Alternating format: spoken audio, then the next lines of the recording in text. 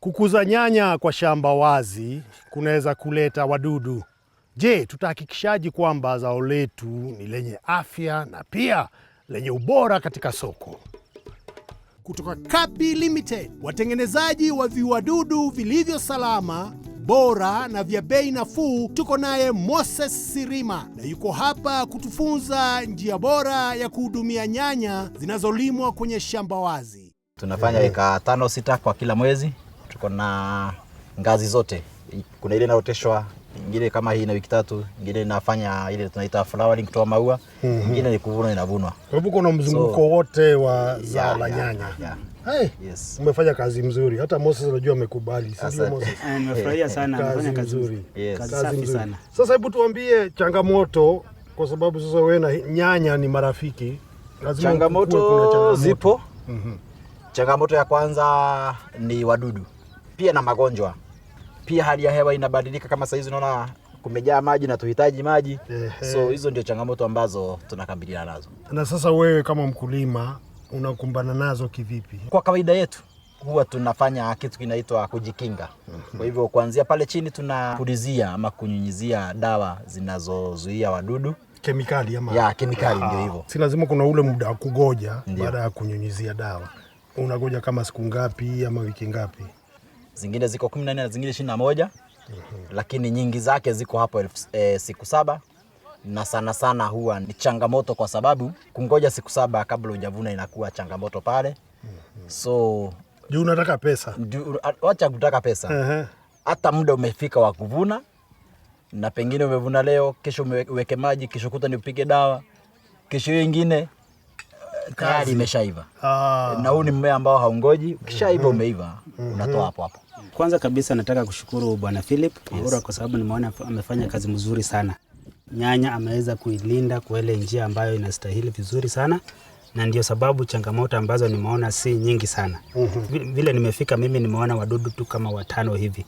Kuna wale wadudu ambao wanaitwa vidomozi wa nyanya ama wale tuta absoluta, tumeona vipepeo weupe, white flies, tumeona pia wale ambao wanaitwa leaf miners, na tumeona pia wale ambao wanaitwa aphids. Sasa vile amesema kwamba sana wanatumia zile madawa za kemikali na nyingi zinachukua siku 7 ndio kuvuna, siku 14, siku hadi 21. Hizo madawa ziko na sumu ya hali ya juu. Hizo ziko na madhara kwa yule ambaye anatumia kufanya nini, kunyunyiza, na pia inachukua muda mrefu sana. Suluhisho ambayo tuko nayo ni dawa ambayo inaitwa Agripes Organic 75 EC. Ni dawa ambayo iko na upana mkubwa ama iko broad spectrum. Au wadudu ambao tumetaja wote, utahitaji kutumia tu Agripes Organic peke yake kuua hao wadudu wote. Na tena ufanisi yake iko kwa ya hali ya juu, effectiveness ile ya dawa. Kwa mfano kama mdudu kama tuta absoluta, Agripes Organic inaua kwa asilimia zaidi ya 77. Wadudu mafuta kama aphids, thrips, Agripes Organic inaua kwa asilimia zaidi ya 95.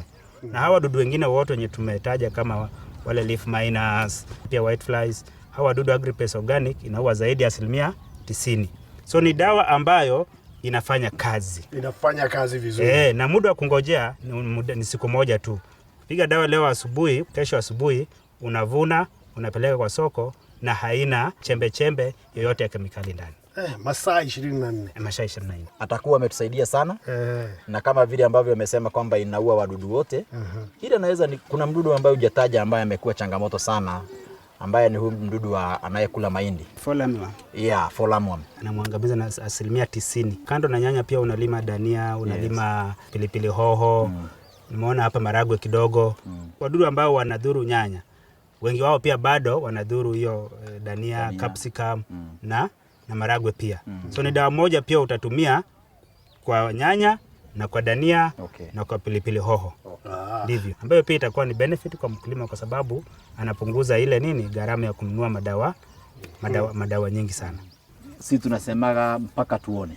Ujione na macho kwa sababu hiyo imekuwa ni changamoto kwetu, hasa kupata dawa moja itakayoweza kukabiliana na wadudu aina ya 3, 4, 5 inakuwa vigumu sana. Kwa hivyo kama hii Agripes tatusaidia, si tuko vizuri na tutaendelea nayo. Kiwango cha matumizi ni ngapi? Kiwango cha matumizi unatumia mililita 3 kwa lita moja ya maji. So unajua huku mnatumia ile ambayo inaitwa drum, sio? Tunatumia drum lita 200.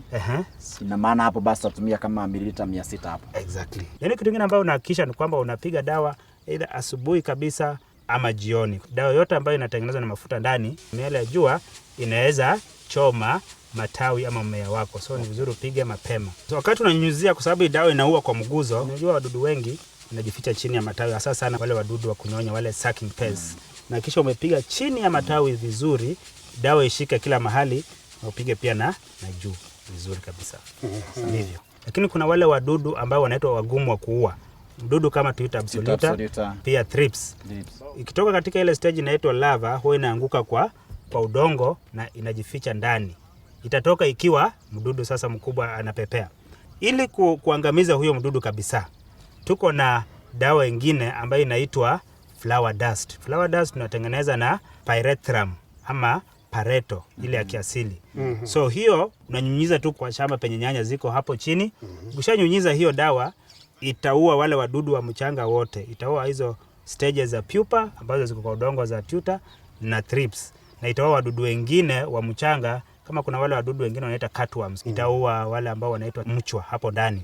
So ukishaua hao stages wa pupa stage, then uchukue agripest unyunyize juu, unaua wale wa juu, utakuwa sasa umezuia au umecontrol kabisa hao wadudu wagumu wa kuua. Nyanya zetu zimeboreshwa.